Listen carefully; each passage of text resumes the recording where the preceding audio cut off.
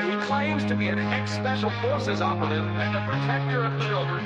Wearing his signature black leather cowboy hat adorned with alligator teeth, he stages elaborate pedo stings on social media, portraying himself as a savior.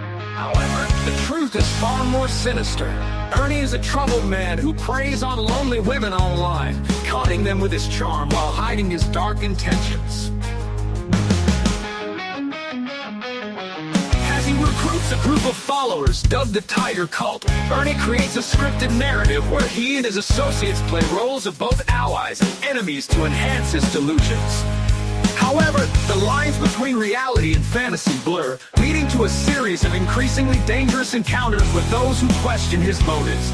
Tension mounts when one of his victims, a woman he targeted, starts.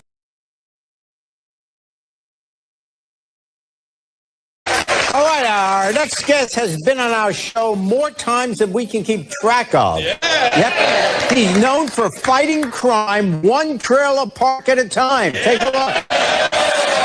Comes out here acting a fool, I'm gonna kung fu him. And all you big boys just stay back, let me do my thing.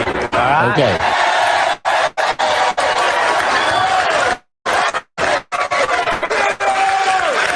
My proud owner won Diamond Days at Ninja Teaching Flex. Let me see the sign. Ninja. Come on in here, Ninja. This here's my Ninja at Diamond Days Ninja School. Come on down. You got your Judy chop, all right? You got your karate chop, and you got your ninja chop. Because what you don't want to do, like a bit of Judy chopping and a kung fu kicking, and there goes your leg. You know, there ain't much home for a one-legged ninja out there. That's there.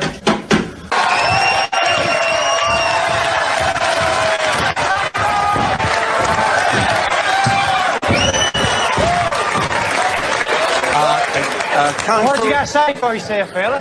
What Charlie Park do you represent? Well, in your mind, maybe you're a ninja. But reality is another thing, and people watch TV. And Fella, they ain't Chuck Norris moving out there. I ain't seen all them moves. I ain't never seen a Chuck Norris do none of them, fella. Let me show you how she done there, fella. You got to get the whip on her like. Judy!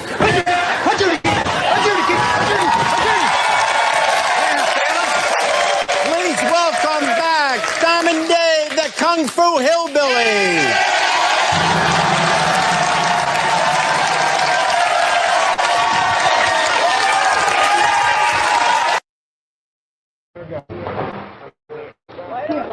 Yeah, y'all wait a minute. Your best friend, we don't see. Y'all ain't got no gloves, man. No need no fucking gloves. Yeah.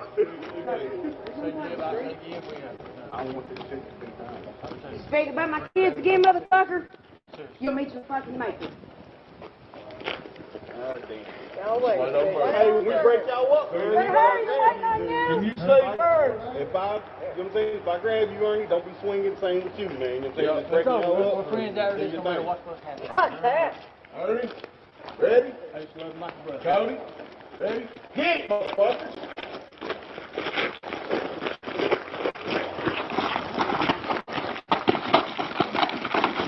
Break it up for a minute. Break it up for a minute.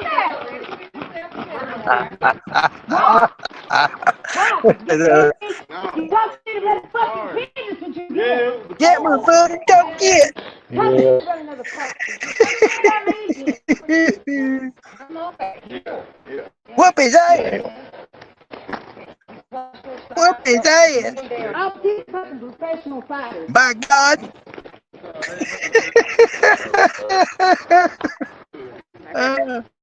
Yeah, we better do this, man. Come on, Ernie. Get him, boy, get him, boy, get him, boy. There you go, swing, Ernie, bro. Hey, if you want to go watch Barney Fife. Hurry up, Cody, 'cause I want to. Yeah. Get him, get him. He can mash him between his fingers if he wanted to. Oh, sorry. There you go, Ernie.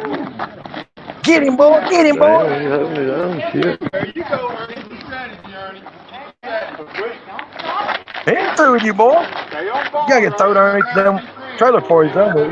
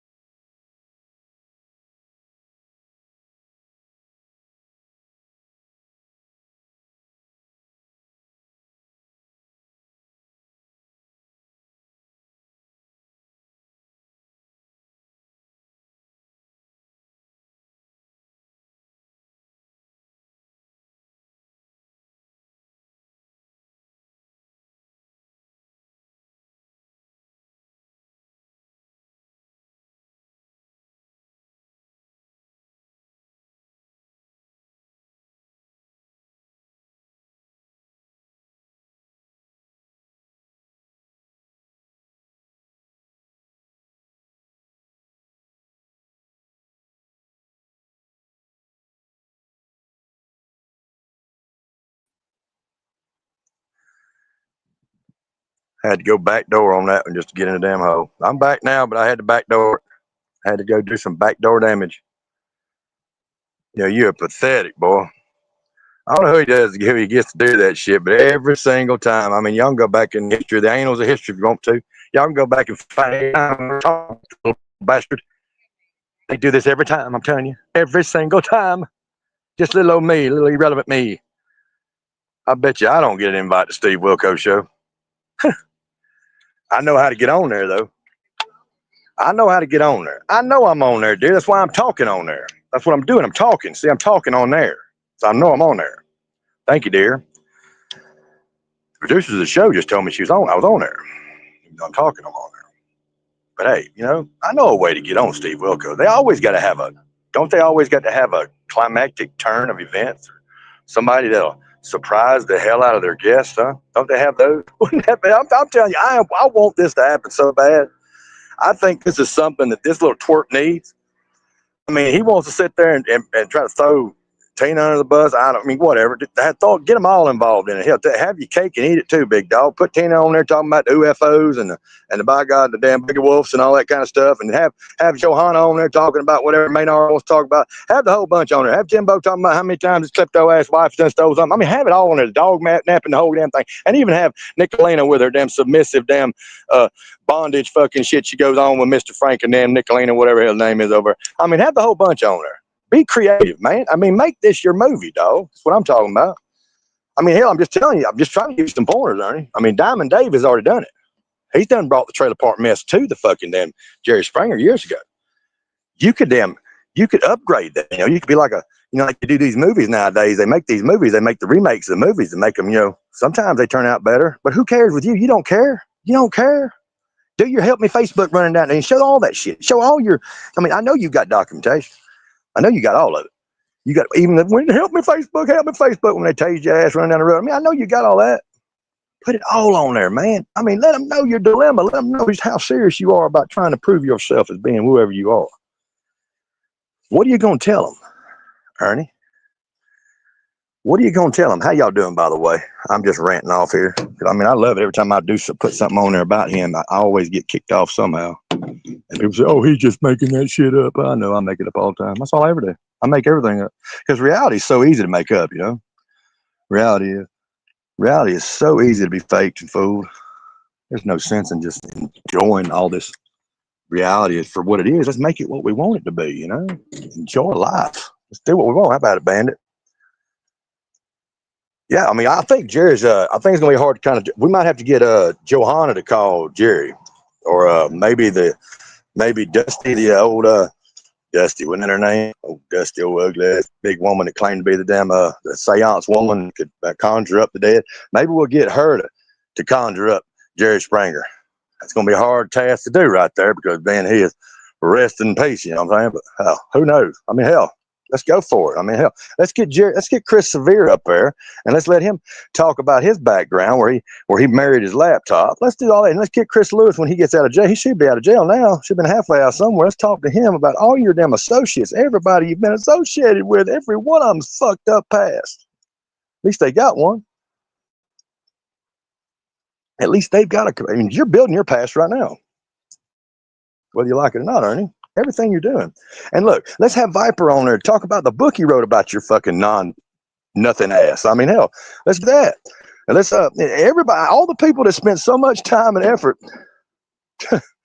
And I seen something today, and I don't know. I've not been spending that much time looking at him because I have been dealing with the Charlie Kirk thing a lot. But I did see something where somebody made a comment over there, and I don't know if that was kind of a drag, trying to lead somebody on, trying to troll and trying to get somebody's attention, but to say that he's been trying to act like Charlie Kirk lately. Has anybody noticed that? Has he been trying to carry on the persona of Charlie Kirk? Bandit, have you seen that? I can put a link out here, Bandit, if you want to come up here and join me. I'm just curious, have you seen anything like that on him? Has he been trying to, perceive himself as being the next Charlie Kirk?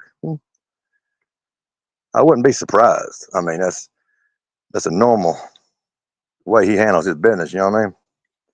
He's got to be somebody other than himself. He's really good at that. You know, I don't think he knows how to be anything but himself. But other than that, yeah, whatever. Kudos to him though. If he can get on you, hey, I tell you what, I've seen some trash on damn Jerry Springer before. Y'all have too. I've seen it on Steve Wilkos. I've seen it on all these wild ass damn shows, like, you know, these daytime shows. So, I mean, there's no telling. They should be able to jump right all over him. They should take him in full handed and say, "Let's go, big boy. Come on in here. Come front center stage." I'd like to see it with a big old MMA ring in the middle of it. Let him and Jimbo or somebody like that fight each other. I won't be invited, of course. I have to watch it, tape delay, whenever it decides to be on air. If I got to find it somewhere, so when y'all recording of it, put it on one of your channels, I won't be invited. I guarantee you I won't be. I'm the only one in the universe, I believe, that's blocked from his channel. I think everybody else gets blocked and brought back in. It depends on, you know, what mood he's in. But I got a lifetime pass to not be allowed to his channel. But that's the way it goes. That's unbelievable. I mean, do you realize what this is going? This is not going. Okay, let me say. I want to say this. You know, there's a lot of them that was in that last part of that video. If you'd have seen it, if you watched the last part of the video very closely, if you knew anybody, you could see where a lot of characters that's come across YouTube here since Ernie's been here was in that video of him getting, you know, mashed around by Cody Johnson, and you know, of course, you know, the back and forth, but they were buddies, remember? So was Brad Enslow's big ass was in there. You know, they were all there, buddy together. So, I mean, all this shit. I mean, you could sit there and put the analogy that everything they've ever done has been a straight damn hoax just to get some kind of, just to see what they can get on YouTube. They've been working at this for years, folks. They finally got the damn following of a bunch of, and thank God the pandemic hit when it did. That's one of the biggest things that actually helped this man carry on, do what he's going to do. I mean, if it wasn't for the pandemic, I don't think we'd be worrying about him right now. I really don't. I think that really helped push him along because you had a lot of lonely women, and I'm not trying to make fun of women, but it's a fact. A bunch of you women that should know damn better. Get the Breeds guy or the damn Meals on Wheels guy come bring you food. They want to look at something else and knock on your door. Y'all have really failed for this guy tremendously. Y'all be ashamed of yourself. But I mean, it is what it is. Maybe he brings it. I mean, look what he's done to the rest of the community. I mean, we've had his little bits and portions in his bits. He's made fun of transgender. Then he's turned around and befriended transgender. Then he's made fun of him again. Then he's had some crazy ass damn psycho bitch has made fun of pretty much everybody else out there. The lesbian coalition. Everybody there is out there he's made fun of. He's picked that and raked that out if they haven't been on his side. Just think about it. He pretty much has been, it's a breadbasket of all kind of topics, hot topics out there everywhere. I mean, and hell, and on top of that, throw in Summer Wells and all you people that really believe he knows something about something. I mean, come on, folks. I mean, I think this would be a great opportunity for him. I mean, who knows? Of course, I don't know where Diamond Dave is right now. I don't know where he ended up going to. Diamond Dave just fell off the face of the earth somewhere. I don't know. He was just regular construction work like myself. He actually did have a day job other than what Ernie's got. But I don't know if the Jew choppies and stuff like that just got him in the bone. But he just that's fine. I appreciate it. Appreciate you, man. But yeah, I mean, there's this. He is the entertainment here, folks. So many of y'all. He is the entertainment. He is the entertainment. And it's hard to play from it. But when I couldn't help it, when I seen that when he was bragging about Steve Wilkos, I said, "You got to be kidding me." I couldn't let that go, not knowing that I'd already found that Diamond Dave, and then had some of the clips from when he was, you know, trying to be somebody he's not back then. He's had a hell of a lustrous career. Everything he's done, really. I mean, you think about it, folks. He started out as what was he started out with? What was he? Oh, he built The Killer Inside. Is that what it was? You know, he took. I mean, Tony Jarvis's he tried to become Tony Jarvis.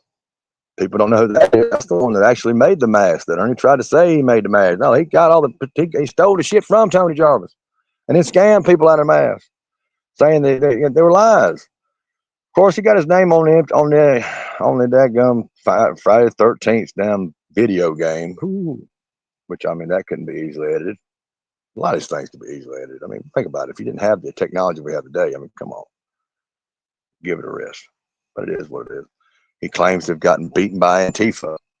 Did he tell y'all the story about Antifa? You know what happened in Antifa? It wasn't Antifa, it was Atlanta. And it was the mental hospital there in Atlanta where he jumped the fucking damn razor wire fence behind the place where they allowed him to go outside, said he was going to smoke a cigarette. The con artist, he's pretty slick. He didn't even smoke. But he ran outside and jumped over the fence. That's after they done stripped his clothes off of him. He didn't have nothing but a little shirt they gave him when he got in there, the nightgown. So he had to wrap it over top of the damn the wireless, what they call the razor wire, and got his ass beat up by the damn fence when he got caught up and tangled up in it. But he claimed to the cops beat the hell out of him. So he tells people the actual truth. There's people involved that knows the truth, but then they don't come forward when all this shit comes out after they tell people. They kind of just go obsolete. They're in jail, prison, dead, something, I don't know. But there is truth to it. Just like the guy Phil, poor Phil down there where he manipulated Phil with some dope methamphetamines and got him to drive him back to Tennessee and threatening Phil with his life and everything like that. And threatened Phil basically going to call the law and tell him he was high on dope when he got to go back home. If he told anybody that I held him hostage, he held the guy hostage. So, I mean, he's done this. He's done this several times. He's committed every crime he's claiming he's trying to defend against. He's trying to protect against. He's even threatened kids. I mean, threatening he's going to hang a kid up by the damn ceiling fan if the girl didn't give him his car. So he can go tell her he's doing Uber ride, and what he's doing is he's doing Ernie Sucky and ride. What he was doing and meeting his people on damn Grinder. But again, I don't understand why he won't let me come on this damn channel. Won't even let me come in his chat. I mean, they cut me off anyway. But it's a bunch of damn flip flopping people over there. It don't matter. But I mean, yeah, you don't want to infect yourself with the truth, do you? You don't want to infect yourself with what's actually being said, what people see and what people see and what people remember. No, you want better. Just start new. And how many times are we going to hear him say that? We're going to go in a we're going to go in a new direction with this channel. The only direction it is away from the law. The only direction is you're trying to avoid being prosecuted again. And again, Ernie, there is no more people out there that's going to do anything for you, son. Nobody. Nobody's going to do. You are going to jail just as soon as they catch you. Just as soon as they catch you, you're going to jail. It's a matter of time. Let's see who it is. Is Isaac? You there, Isaac? Try to get you on there. Can you hear me? Yeah, I can hear you. I just can't see you, but I don't know why I didn't do that. I'm going to turn down what's going on here. Let's see if I can fix this daggum overlay. My God, I got to do something. If you don't do it on your daggum, you ain't got it on desktop, it just kind of messes everything all the hell. Anyway, how you doing today? That's a good way to do it where y'all don't get porn bob this way. I keep it this way. This way I don't get porn bob. I'm not saying you're porn bob, but hell, yeah, it seems like a pretty good idea right here. As long as you can talk, I can hear you. It's all good. So what you think about this whole damn Steve Wilkos no show, whatever the hell it is, he's fixing to pull over yonder? Well, honestly, I think that if he wants to get his ratings up, he should go ahead and do it. It would be a great thing to do. As far as that, it would actually help him. And you know what? I think that it would be. Go ahead. I was just thinking. He made a comment about wanting to get Tina out there. He wants to try to get his. This is what he said. In some effect, he said he wanted to get the truth out there. He was trying to tell the truth about himself, and at the same time, he wants to get. And then turned around and said he wanted to try to get Tina on there with him because that way Tina could talk about Bigfoot and it could be just a publicity. It could be all together just bullshit. But anyway, as far as his ratings, yeah, something will have to happen. Somebody will have to join because I know at Diamond Dave at one time he was getting all kind of people watching him over on his show channel. You know, whenever he was on damn Jerry Springer so many times. You got to do it more than once though. You can't just go for it one time. They got to know him. He's going to have to get up there and actually spread some shit out. You know, he's got to get some of his actual bullshit out there, and he's going to have to work through it. I mean, he's got to have some good enemies come up there, fake frenemies or whatever. They'll come up there and actually portray themselves as being enemies to get his story out there. That's what pushes it. That's what pushes it. Makes series out of it. Like, I think that he actually even he played the phone call and from the lady on the phone. Did you hear that? No, I haven't heard that. He's actually done a phone call with it. Oh my! Well, God. I don't know if it was real or not, but yeah, you can hear somebody speaking on the phone with him. So, I mean, he's really going in on that one. This ought to be interesting. To me, it sounds like that's what he's fixing. He's going all in on this one. This is one of his ventures.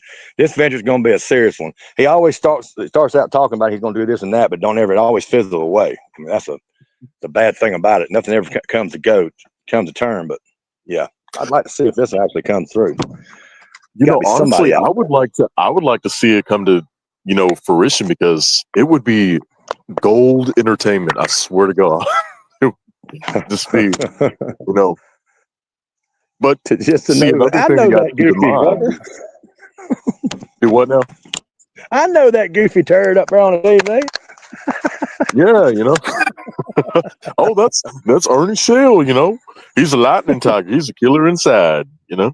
Hey, And then they go to YouTube, and then they type in all this shit, and then all of this circus show pops up, and they're like, oh well, you know.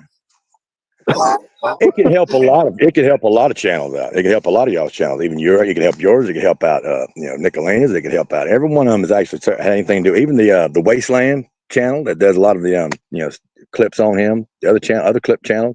It could do a lot for a lot of people. It could actually, you can't down nothing like that. To have an opportunity like that to go on public television and make a mockery of yourself, and to help the other channels out, it actually, hey, you got to take one for the goose. You know what I mean? You got to take one for the gander. That's what it's good for. It would be monstrous as far as view count, as far as I'm concerned. How you doing, O? I think it would work, because that's what he's always said ever since he's been here. He's been here the entire time. He says it's always a movie. It's been a movie. It's just a movie. So maybe this way will be closer to pushing it that way. Who knows? That's what he's always wanted to be, a celebrity. Yeah, you know, he might as well take care of it before he goes off to jail, and you know. Well, who would you have to have? He'd have to have. He couldn't just go up on it by himself. You can't do it by yourself. He's got to have some of these characters have to go with him. Who would be significant enough to, you know, that of course Jimbo would have to be involved. Yeah, Jimbo definitely. It would be. And Kemper, if you had to hide him by an master, to put him up, you know, put him on, just get his avatar up there for Kemper, because that's all, you know. But he don't want to show his face. But yeah, I don't think Kemper would want to make an appearance on national television. What about Blame Katie? I mean, would Blame Katie be wanting to venture out like that? I know BK maybe. BK might want to do something like that. Oh yeah, BK, yeah, definitely. I don't know, Tina, maybe is Predator Hunter Nation, you know, people that want to speak out against him. Definitely, and if you could keep it to where, yeah, or maybe I think you could actually put Tina. Tina could be could start. I think Tina would be one of them. Okay, if we were talking about maybe putting how you call it, spinoffs of different series, Tina could be all together by herself. She could probably be a spinoff of, just if she would come, I'll bring her on to this thing right here first. I'd have her on there with Ernie right started, because she was Predator Hunter, you know, her and her husband, you know, get them all started, and then have it to where she has her own spin-off show, because the UFOs, the Bigfoots, and all that kind of stuff, and the FBI going after her, she could have her own complete, you know, series herself too.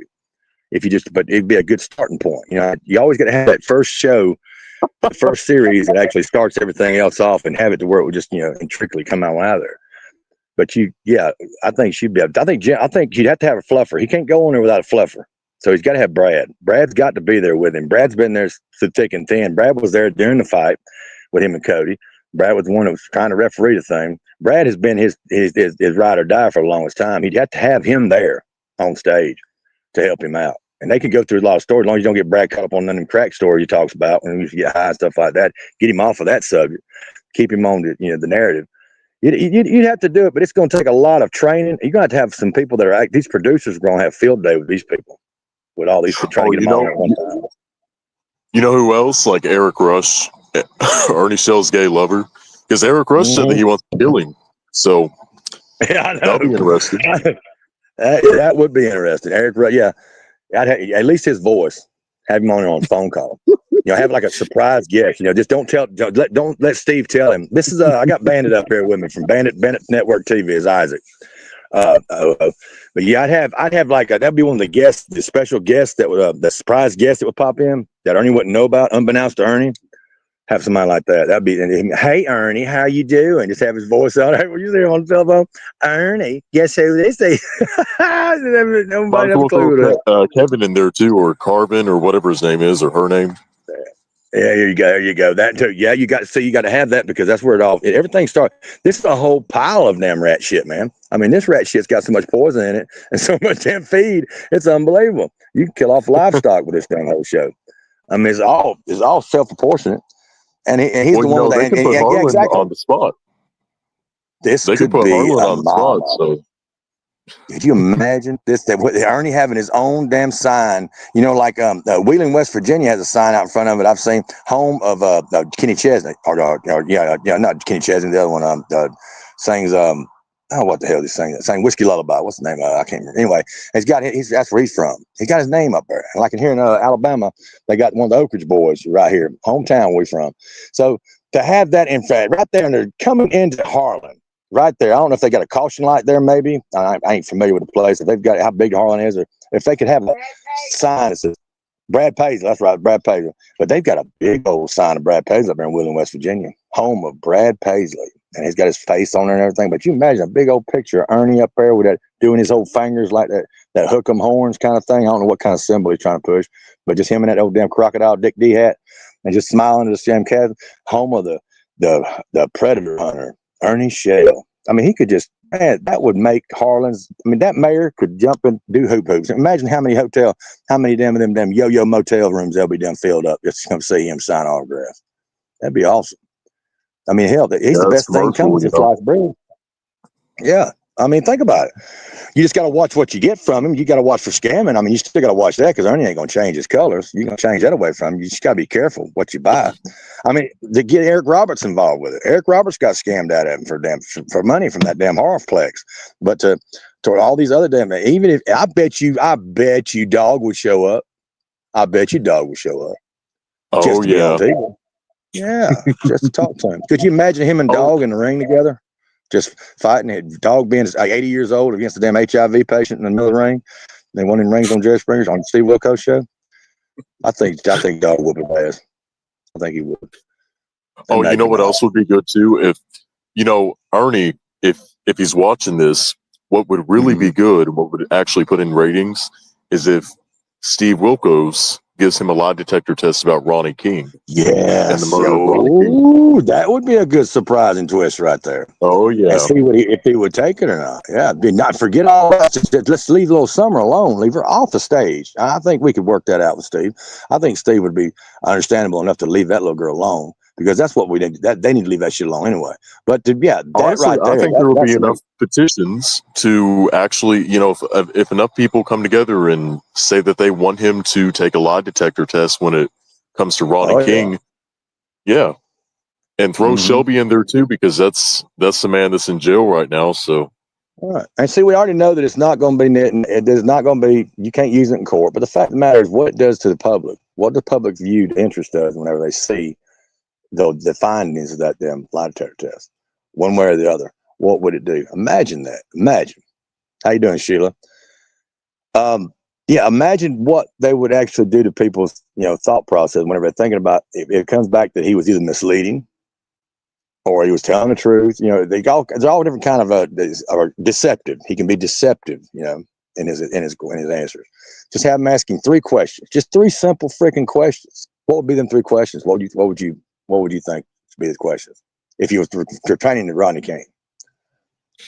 If you had to narrow down to just 3 questions. Well, the first one would probably be, were you there the night that Ronnie King, were you there in the same house the same night Ronnie King got murdered? Or regain the question, maybe the first question, even though it might be a softball question, but you have no choice because the longest time, him and Jimbo both acted like they did not know Ronnie King. But they're not familiar with him. Now, we've heard from Kevin Dixon, who said just the opposite, that both Jimbo and Ernie both knew Ronnie King. And from what everybody has been talking about it, Ronnie King was well known in that area for being the type of person he was. He was a former mayor, we knew. But what he done in his private life when it comes to, the boys or whatever like that. We've also heard those rumors and all that allegations. It's come from several other people. I'm not saying this alleged. It's still going to be alleged. But being that interpretation of it, and Kevin even hinted around to himself when he was asked about it on the rap show.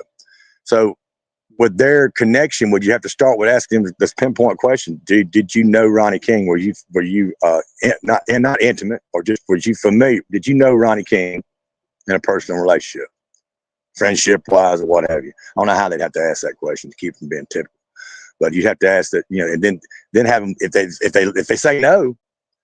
If they say no, then that would shut the whole rest of the questions down, wouldn't it? At that point, if they were telling the truth.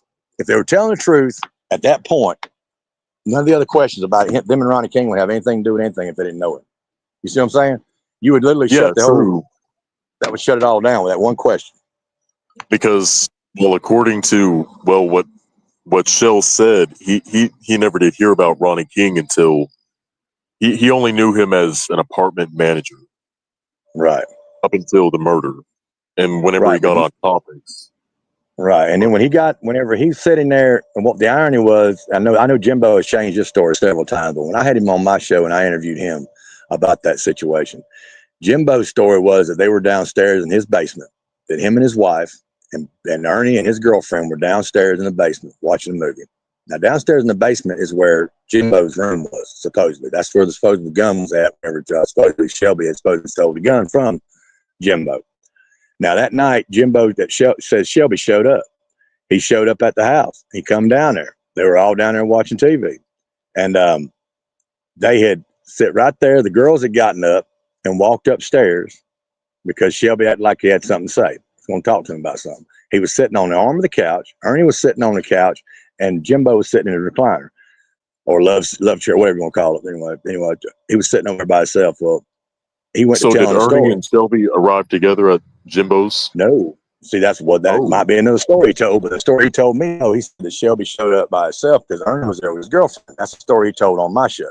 Now, it's on at the Griff Files. Whoever the hell's got the Griff Files channel, whoever done that shit, has got that interview, I believe, on that channel. I done deleted all the shit. I done got enough of it. But yeah, he said that Shelby had showed up, and what was irony about it, and see, that they weren't together. Now, some other show, he said he made a comment they showed up together. But then he turned around on my show and he made a comment to me, which he showed me when we were doing a dry run. We did a dry run of the interview before we done the show. When I talked to him prior to the show, and I asked him about it, and he said that Shelby had said that, told him the story, and he'd turn around after Shelby had gone. Jim looked at Ernie and says, "Man, what the hell did I just hear?" And the first thing out of Ernie's mouth, he turned and looked right at Jimbo and said, "Jimbo, you were next. You were going to be next." And I told him at that point, I said, "Why did he say that, Jimbo? Why did he say you were going to be next? Didn't that bother you at all to make you think what the hell's going on?" Because at that point right there, if he says you're going to be next, he didn't come in the house with Ernie. So Ernie and him didn't talk about it on the way over to your house. Ernie was there at your house with you and his girlfriend and your wife. And Shelby just comes downstairs and goes talking about it. And the first thing out of Ernie's mouth is not shock and awe. It's turn around and say, "You were going to be next, Jimbo." That would mean to tell me that Ernie knew something about it. Yeah, he would at least know something because he would have been surprised just like Jimbo. Exactly. See, I don't really know much about the Ronnie King case. I looked into it some, but I didn't get that far into it because it goes deep. Oh yeah, big time. There's a lot of open crevices in that thing, and to me, what's really always got me is the fact that they claim that it was a complicity. They charge him with complicity. That meant, if you look at it as far as the statutes are written, complicity means that there's more than one person. The state believes more than one person is involved in the murder. They have yet to find the evidence to conclude them people. And most of the time when they file that with complicity, what they're looking for is they're wanting that person to turn state's evidence. They're hoping that if this person does enough time, that they will turn and can start complying and say, "Look, I'm going to talk now," to see if they can get a damn reduced sentence or whatever on it. Now, being that that's not happened here, that Shelby's kept his mouth shut, you still would wonder if somebody was to come up right now. Let's say, for instance, for example, somebody come up and say that they have some information on the Ronnie King murder. Well, you think if you called up there and they said, "Hang on a minute," they'd have to put you on hold and they'd have to connect you with one of them police officers, them detectives up there, that whether they like it or not, they were given the assignment of working on that cold case, because it would be considered a cold case if it was a complicity case, as far as I'm concerned. Maybe I'm reading it wrong, but they would at least be somebody there that would say, "Yeah, hello, I'm so-and-so. Yeah, I've got some information on," you know what I'm saying? But they're saying that this case, that they're telling, from what I've seen from Lisa Kay, what she said, and from what, outsiders have all said, they said that the case is closed. They don't have nobody working on it. So how is that possible with a complicity charge? I mean, the only reason he took the complicity charge because his whole damn defense team was scared that he was not going to get a mistrial in the second term, that they might find him guilty, which I believe the only reason he got the mistrial to begin with was the fact of the damn two clowns that got up there on the damn witness stand and made a fool of himself, Jimbo and Ernie. So why would you not? If you're innocent, why wouldn't you have taken another chance at trial? But being that he didn't, that makes me think that maybe, yeah, he might have something to do with it. But is he the only one that was involved?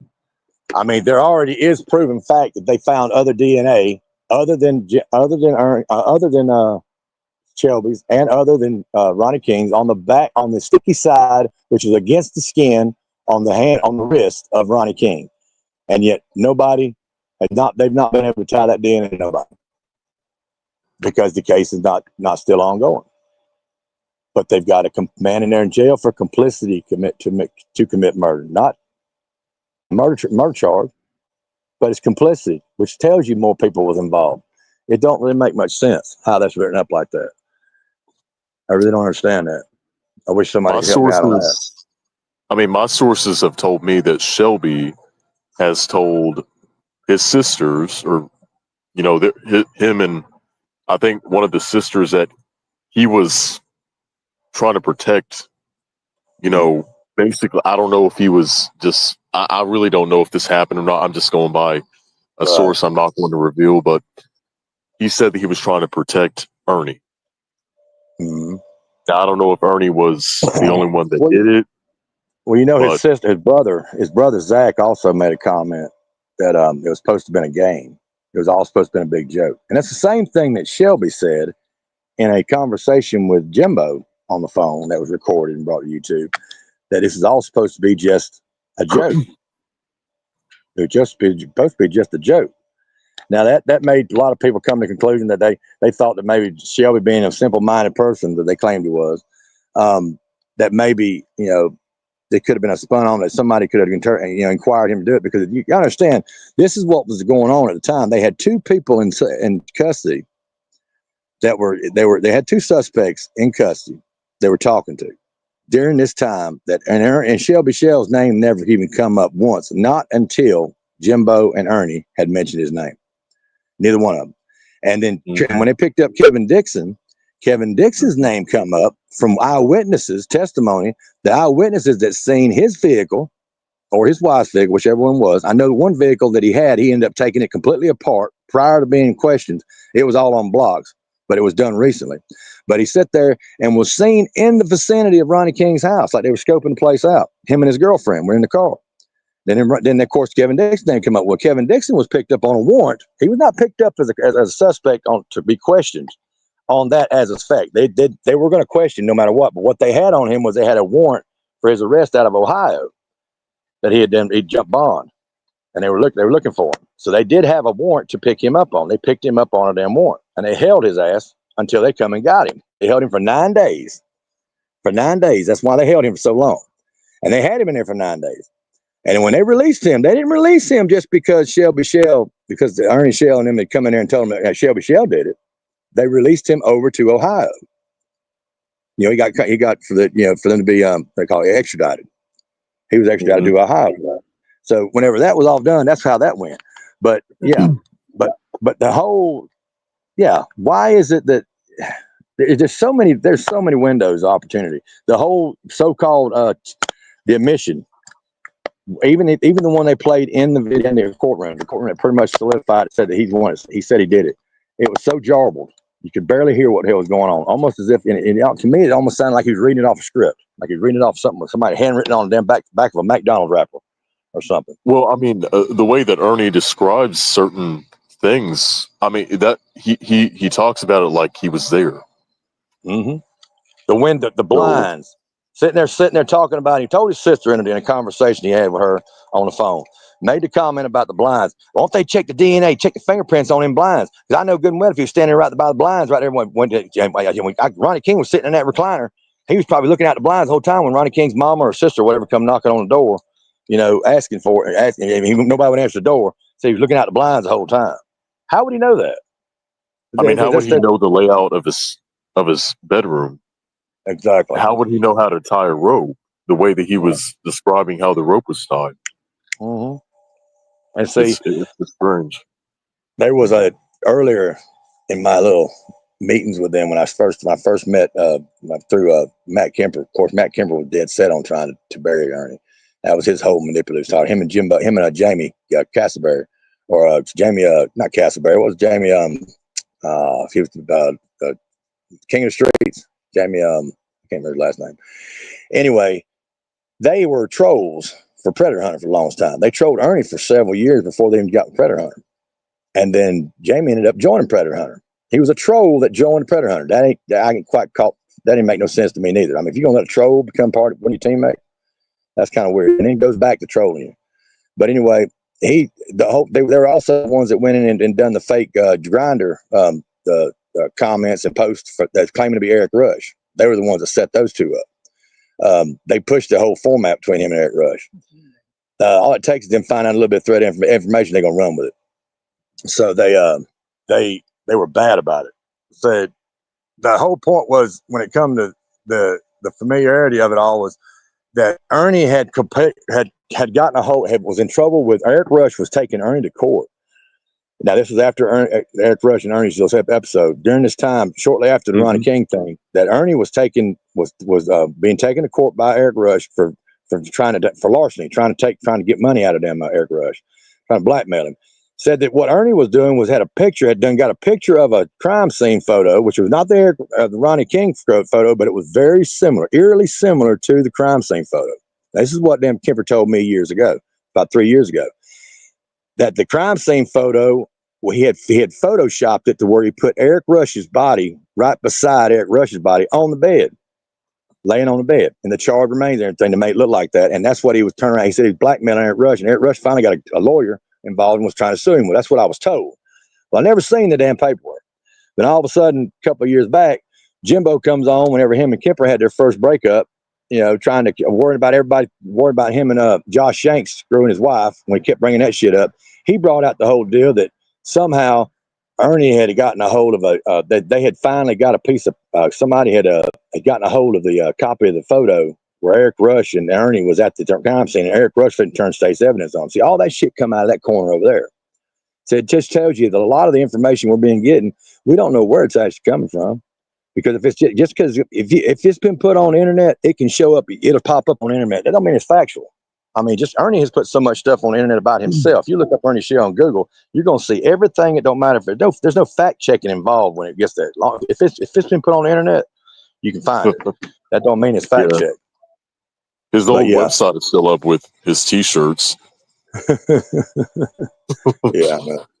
That's something else.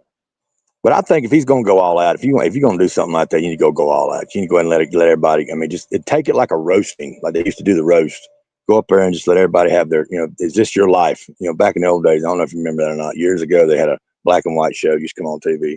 Way before my time, it was called "This Is Your Life," and they would put all these people from your past come in there, and they would all tell their stories. They had 3 people sit up there and try to figure out which person is actually this story was about, and it was one of the first, like Inquirer moments, more or less, wherever you're getting everything, you're getting all your shit handed to you in a bucket. And it was really neat how it worked out. But I think the best thing that can come out of all this, and kudos to Ernie for being the one that can get this going, because if anybody is sick enough to make it to see Wilco's show, it would be him. I'm scared of maybe what other information he might push out there, how many other individuals he will, because he's bad about doxing people. You know that. He's bad about throwing people under the bus. That's actually what I was about to say. You know the Jenny Jones show, that old show that was, okay, you know how she got sued, right? How she invited some guy that on her show, and I think that, it was a secret admirer. Well, it turned out that it was a gay guy.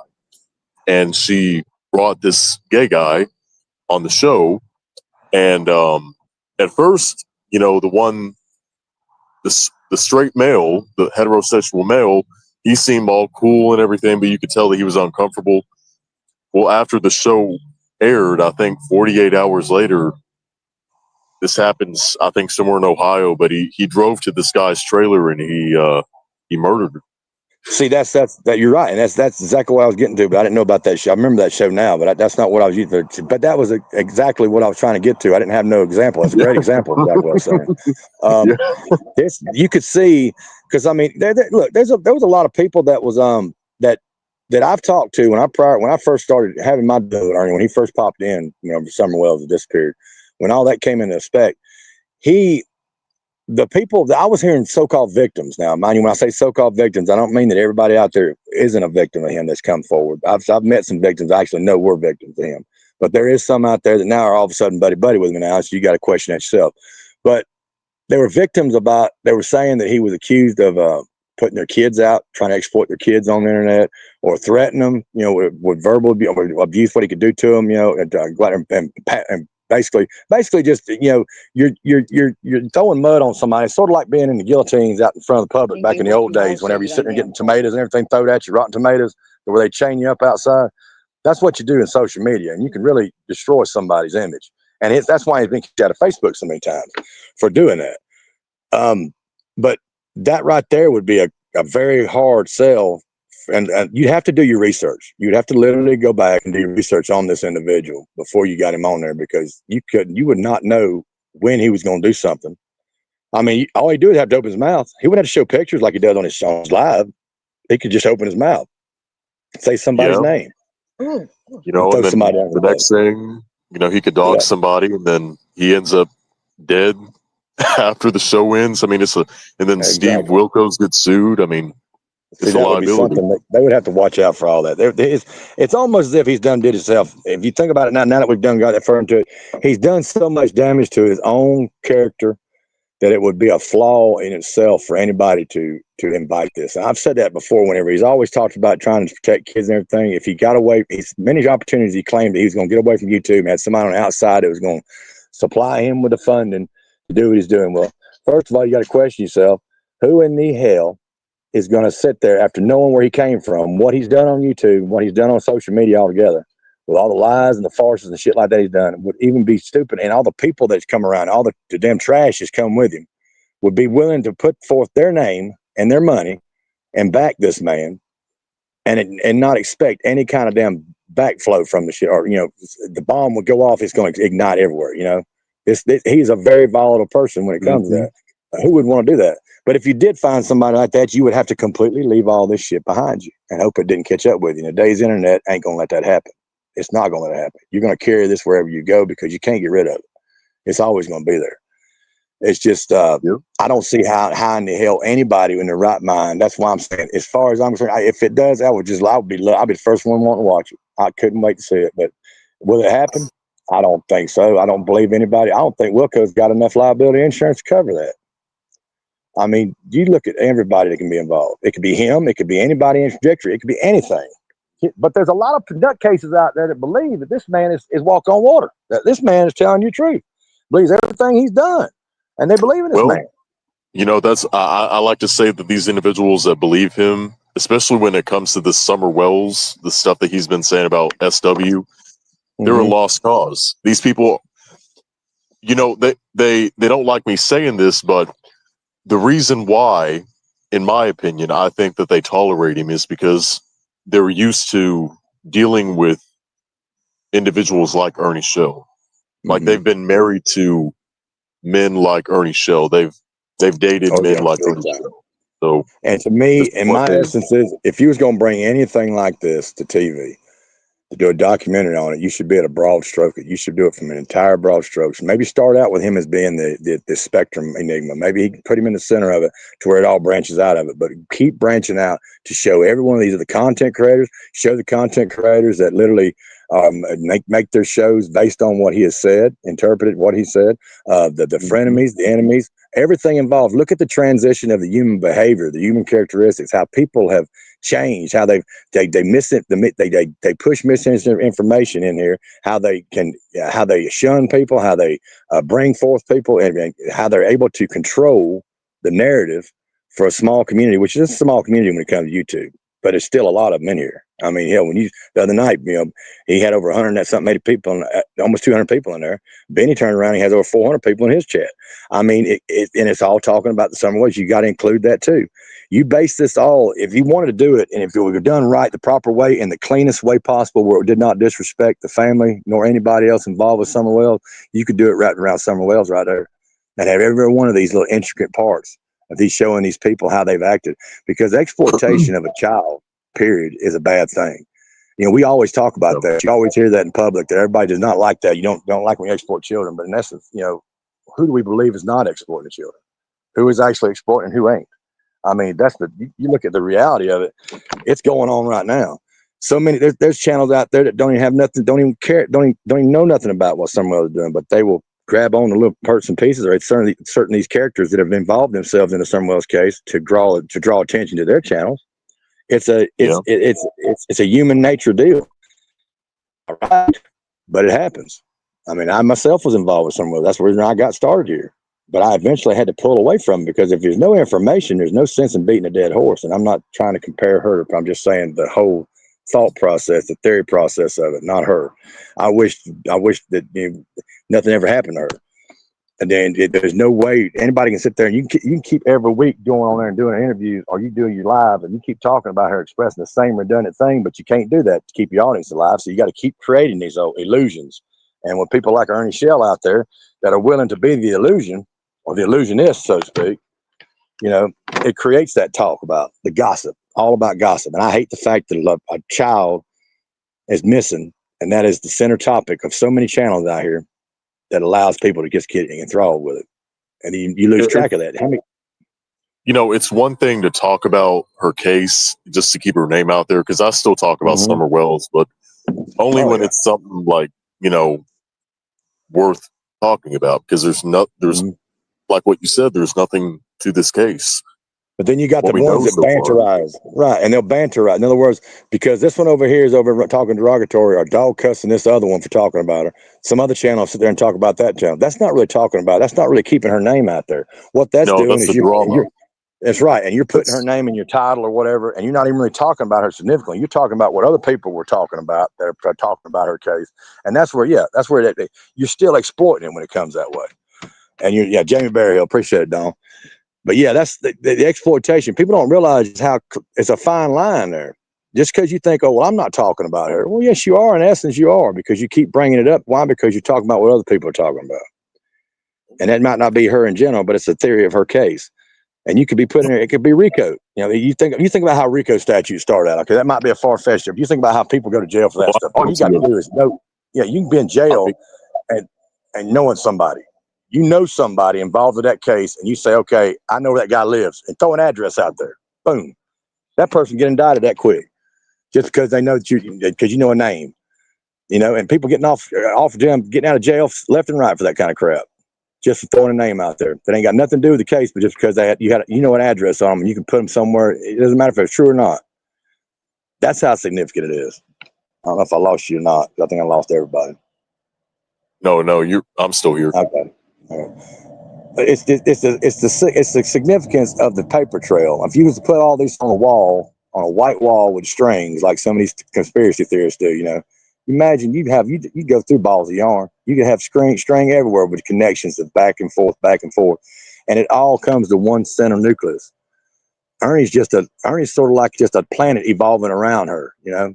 So is Nicolina. So is the rest of these other people, and they all got their own strings attached. But they're all evolving around this girl, and it's I don't know. That one little girl has brought a lot of attention to just this community. She should have brought a lot more attention than what she did to the outside public, as far as I'm concerned. I mean, it was like pulling teeth to get John Walsh to do anything, and when Dr. Phil done what he done, they even got sidewalked on that one. People from YouTube shut that program down, shut that whole conversation down. If it wasn't for somebody from YouTube making a phone call up there, telling her that they found a blonde-headed, blue-eyed girl, telling Candace they found a blonde-headed, blue-eyed girl in Georgia that fit her description, there's no telling where that show would have went. But that's the kind of people you're dealing with. They got control whether you like it or not. They shut her down. They pulled her off stage. She was not going to do it no more. You know, and I actually brought up this. I've questioned, you know, like Dr. Phil, he offered Dawn and Candace rehab to get their shit together, you know. I wonder what would have happened to this case as far as YouTube is concerned if Dawn and Candace did do that. If they actually took him on the offer. Well, that's just like with the BK. BK took him up. Benny had taken him to the rehab clinic, Don. And Don was in there, was fixing to walk in. And for some reason, he don't remember if it was because it was writing on the wall, if it was just the intake part of this procedure when it come into doing the rehab, that you could not smoke during the intake version of it. If that's the reason what he shunned it, but that's when he shut it down. It all went to mute because he couldn't smoke while he was in rehab. And he thinks it was because maybe he misunderstood him when he said something about the intake part of it. But yeah, even BK, and I don't know if that was the same thing that was going on, if that was the part of the thing that Dr. Phil had tried to set up for him. But I know when Benny was up there, he had taken him over to do to rehab, and he turned around and shunned on him, walked away from it. I don't know if it was the same thing or not, but I mean, that was clearly, that was a free opportunity. He missed that one. So I mean, when Dr. Phil, if he took him up, why didn't he take him up on it? It's a good question. It just comes back down to Don and Candace. It's because, in my opinion, they know exactly what happened to Summer Wells. There's no denying it at this point. Now, that's just my opinion. I really don't talk about Don and Candace no more the way that I used to, because again, there's only so many theories you can throw out there. But still, there's a possibility that she was kidnapped. But if she was kidnapped, it was from someone that Don and Candace knew. Possibly. And it's a good possibility.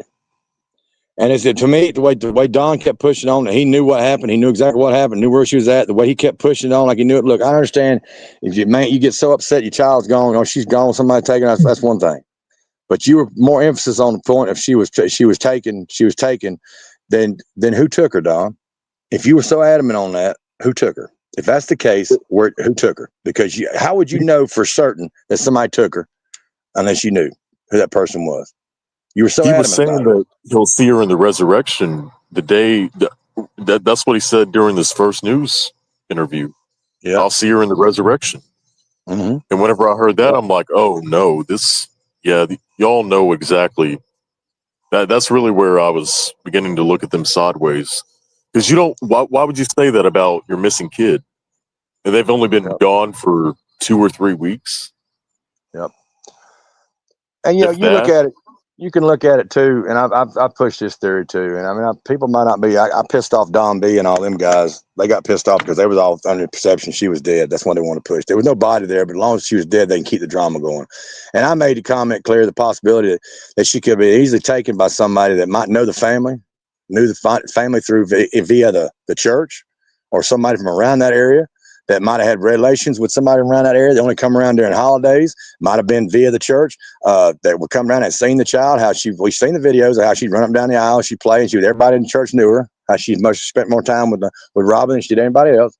How convenient could it be for somebody that couldn't have children, that might have had the money, might have had the funds, then seeing the situation with the kids, seeing the neglect that was going on. There's no sense in trying to hide that. There was neglect there, regardless of what you say. I'm not saying that they're guilty of anything, the demise of that child. Oh, yeah. It could be even doing away with child, but it could be quite possible that somebody that was familiar with that family picked the opportune time to get that child. Picked the opportune time to take that child.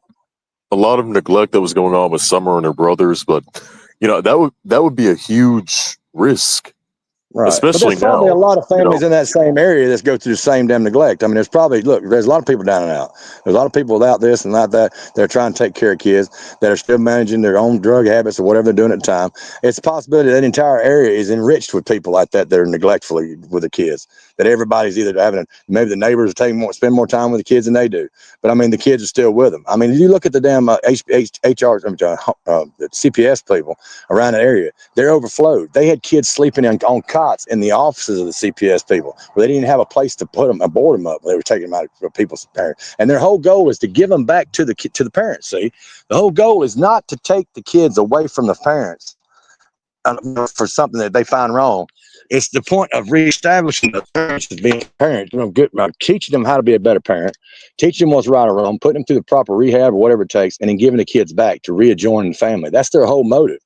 And for this motive to be that, we've heard that Don Wells, they got upset because they didn't want to drive back and forth, didn't have the gas to keep driving back and forth to go seeing the kids. The kids before the kids was put into foster care, they had the opportunity. There was opportunities for them to do what they got to do.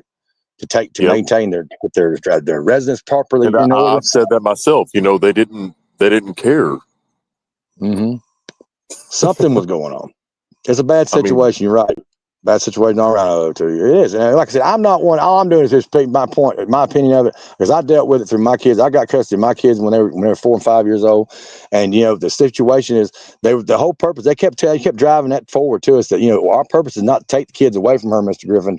Our purpose is to get them kids back to her as soon as she gets rehab. And that's what they kept pushing us to do, telling us that was what was going on. But we kept seeing that it was not happening, that she was not going to do that. She was not going forward with what she was supposed to be doing. She was not getting the help that she was supposed to be needing. That's why it didn't happen. But that is their whole goal. Their goal is not just wipe a family out, just take kids away from them, just because somebody said something. They don't do that. That's why they've got, they keep open damn books on the thing and keep going back and looking. But for all the kids to be taken away, and takes a lot to get to that point. Yeah. There should have been, to me, it would have been a whole lot. I'm not going to, I play armchair quarterback all I want to, but when you see there was no possibility, there was no opportunity to where they were working their way up to the point. Maybe I'm wrong. Maybe I don't know the whole facts, but I haven't seen near a time has anybody said that there was an opportunity where they were almost to the point where they would fix to get the kids back, where they had actually done what, because you got to jump through hoops, man. I ain't gonna lie. You got to jump through hoops. You got to do everything they ask you to do. Did they ever get to that point? Or when did they give up? When did they actually give up? I mean, did they do anything before they said fuck it? That's my point. And if it wasn't that point, then it's very hard to sit there and look back at that they were trying. The bottom line is what the public view, what they see is what they see, regardless of what's going on. And I don't mean no disrespect for nobody involved. I'm just saying, if it what is not out there, what is not going on, why ain't that being said? If there was an opportunity and then something dropped the ball, what happened?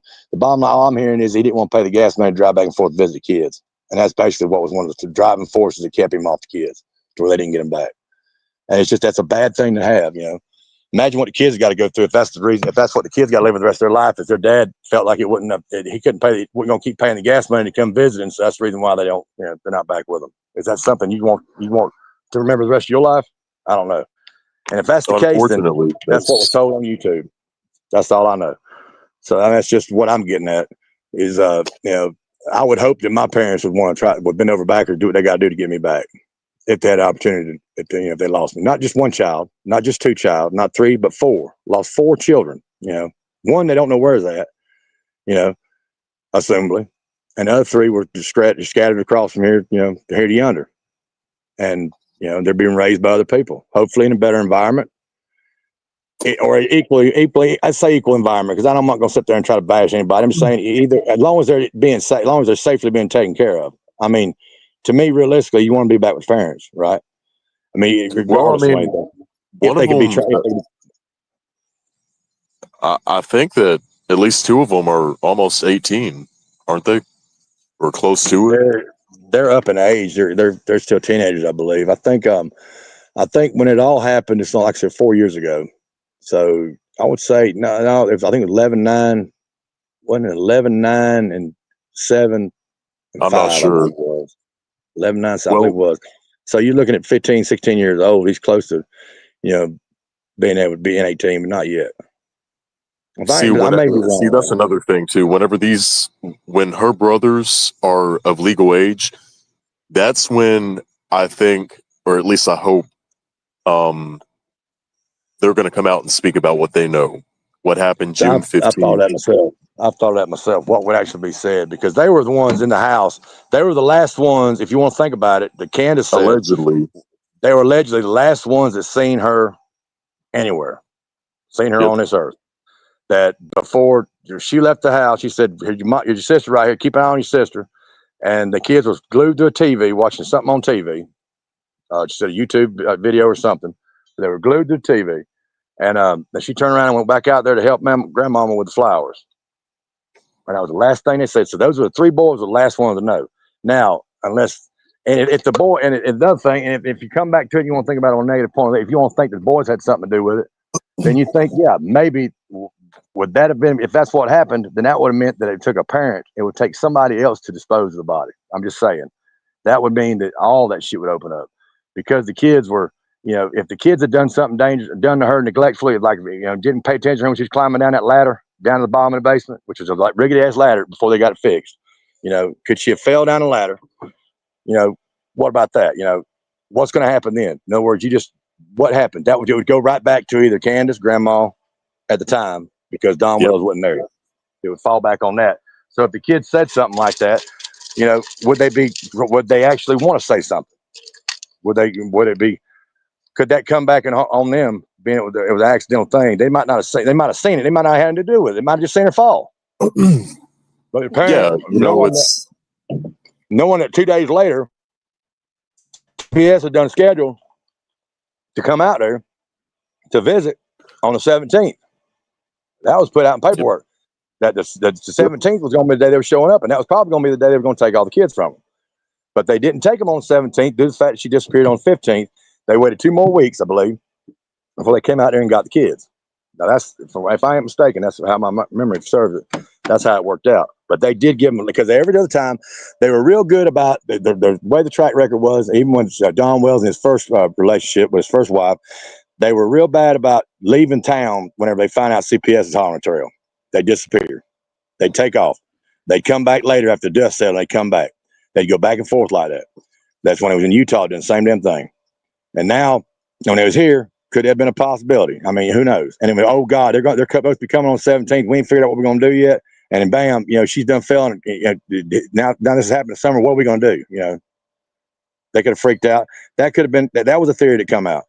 It could have been either swing, getting on that swing and actually bumping her head on the swing. I mean, anything could have happened not paying attention to her, and the parents already under radar for neglect. Could they have freaked out and, done something like that? It's possible that her brothers are, they could have, I want to say they're almost intimidated, or maybe they're afraid of retaliation or getting in trouble if they say something now. So they want to wait until they're 18. I don't know. I've seen, the West case. The PTSD, that could turn into PTSD too. I mean, how could it could be also something they would block out. That could be easily something that, you've heard stories of people that block stuff like that out of their mind, that have to go back in and do hypnosis and everything just to get it to come back to the surface, because they have embedded something so deep inside their mind that they don't want to remember it. That it was that much of a terrific situation.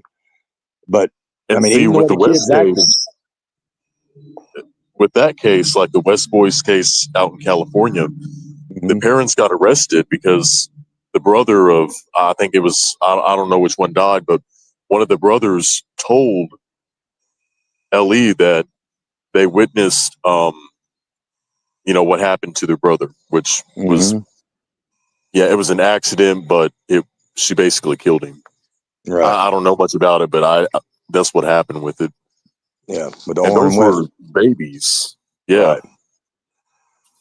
Right. You could look at it as a possibility. Right there, that it was already writing was on the wall. They were being looked at for neglect, and on top of that, then the whole Hunter thing, which you can throw that in the mix too. How that was all brought into it. That if you look at it just for characteristic and behaviorism, all that to me was just put in there to just let you know where the mindset of the parents was. Just like the backdrop, whenever his sister, Don Wells' sister, come on and telling stories about what he'd done in the past, all that is a buildup. All that was to direct all your hatred toward them two individuals, and that's basically where I got caught up in. It was to draw the picture that they had something to do with it. Well, as far as I'm concerned, being neglectful does not mean you're a murderer. Being neglectful does not mean that you disposed of your child. But being neglectful can also, if you already know you're under the radar for something, it can cause you to do terrible things. That you would not do normally. You make decisions, bad decisions. Yeah, like with Felicia Spicer.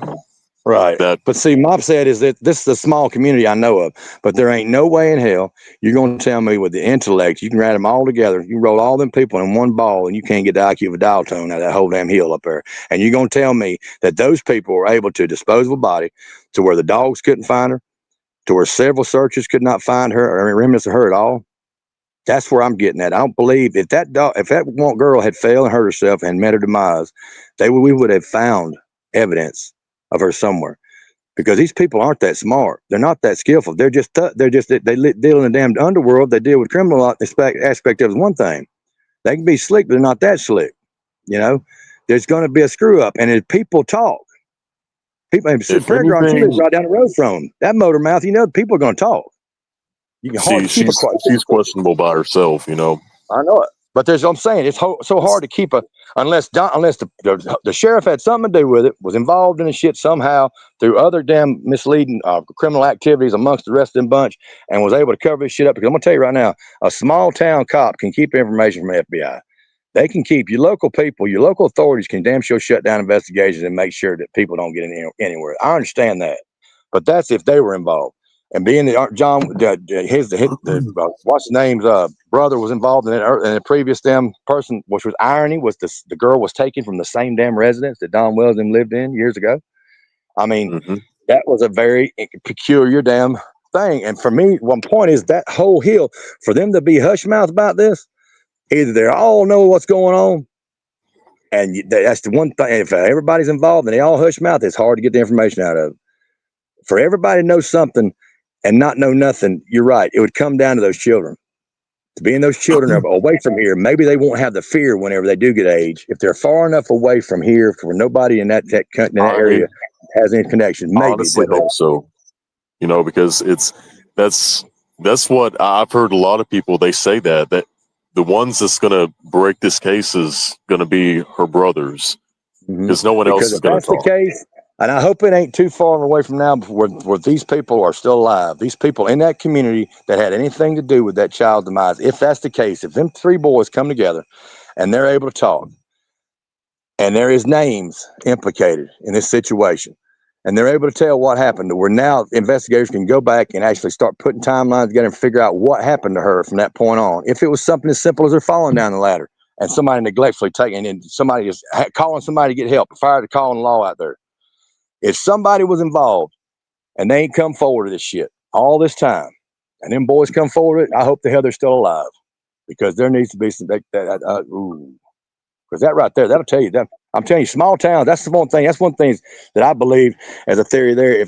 If something did happen to her, the entire county, the community up there, they've got to be close knit, sort of like like the Dixie Mafia, like something like type of form like that, to where they all. Their bread's buttered on from either side, and they know exactly what the other one's doing, and they're not going to say shit because they got dirt on them too. Blackmail back and forth. That's the only way it's going to keep it quiet. That is when no tell policy. That's worse than the mob or anything like that. That's that small town hick mentality that ain't trying to make fun of them. They take care of their own from within out, and I've heard stuff. That's been a statement that's been made a lot from them people in the hills, talking about how they bury their own in the hills. They don't have funerals. They don't have no documentation where these people are. There's a lot of people that are married, that are born without birth certificates, such up there. It could be very that simple. The whole point of the human trafficking and all that deal, that happens. That goes on. That is going on around here, and it's probably in that area. Yep. But the fact is, that was a shield to cover up what the simplest thing was. And with Occam's razor, it always says the simplest thing. But the fact is that it could have been very simple as a community that was that close together, that was scared of their own damn dirt getting out, that they kept their fucking mouth shut. And that child was taken care of that way. She could have also, I hate to get into theories like this, but I mean, her brothers could have witnessed, even though they don't know the people, let's just say that she didn't die, but she was honestly handed off to somebody. She's going to the doctor. She's going to the hospital, baby. It's okay. And not have a clue. Nothing, and everything was fine. And not knowing that that's the only thing that they know. Young as far away as they probably could. That baby could be, if she did admit her demise, she could be taken off. And she could have been taken anywhere and dumped off, because their search site was not that far, not broad at all. That's scary, because that would say that even her brothers, listen, we don't know what happened. All we know is that Candace took her to the doctor. Right. All we know is so-and-so showed up. His mama didn't want to drive. So-and-so showed up in a truck, and they put her in a truck, and that's the last people we seen. Because I don't know if the cops have even questioned the kids. They even had a chance to question the kids. And maybe if they did question the kids probably ain't said a damn word. Probably already been told not to say nothing. Yep. Again, they could have been threatened to mix their life. We don't know what kind of relationship they had with Don Wells or with Candace or Grandis. We don't know what kind of situation it was. And even if the cops was involved or whatever. The bottom line is, we don't need that kind of heat on this hill right here. We got to just come up with some way to keep it off this, deflect it off this hill. Human trafficking would be the way to go. We'll say that somebody come and got it. I hope that's not the case. But if it is, I mean, it would have to be all fall back on the kids. That would be the whole point of it right there. The kids would have to say something. And I hope they would have enough strength in their own self to speak up for it. Because that's going to be a danger. I mean, they're going to be some brave. They're going to have to be brave if that's the case. Because Yeah, I mean, still, that's even going to be a at lot. age, that's going to be a whole lot to pill to swallow. The guilt they might be carrying right now for not saying nothing before. I mean, think about it. I mean, what you would think if somebody if they were to speak right now to maybe the people they're living with, the foster parents, you would hope and pray that if that was the case, they would have come forward. But even still, they might not be sure about them either. They might not be sure until they get off on their own, until they're actually able to write their own damn checks and, you know, and pay their own water bills, do their own electric bills, and be on their own completely without looking over their shoulder. Who knows? It's a good possibility. It's a damn good theory. It makes Let's sense. see if Don and Candace, if they want to, this is also an opportunity for them to clear their name, because could you imagine if Don and Candace, well, I don't know about Candace, but you know, Don Wells, if he wants to go on Steve Wilkos' show with Ernie Shell, you know, that would be very It'd be hard interesting. to get a question into him because he is so bad about going around. He deflects so easy on these questions. And if you ask him a question, you got to ask him a straightforward question, yes or no answer. If not, he can get you off and get lost in days with all his damn talk. That's No, I one mean thing like about Ernie and Don going at right. it. Oh yeah, I know it. That'd be nice. Yeah, That would be fun. yeah, that would be. Well, I appreciate you coming up, man. I think I'm gonna call it a night. But yeah, I think that to me I'll that'd get be. back to work myself. But that's a good theory, by fact, on what's going on. I mean, it would be something. If the kids, if anything, you're right. You know, I believe in my heart, the kids, that was the last three that seen her. If anything happened, they seen her last. And Yep. if to find out if the law did talk to them or whatever, and they got their information and they let it go with that, or either, you know, or what have you. Bottom line is, if it was come out later that they knew something more and there was more of this story, Miss Di, there should be a lot of people held accountable. But one day that day will come, hopefully. We keep hoping and praying. Yep. But y'all, I appreciate y'all coming up. I appreciate you coming up too, man. Yeah. Have a good night, Griff. You too, buddy.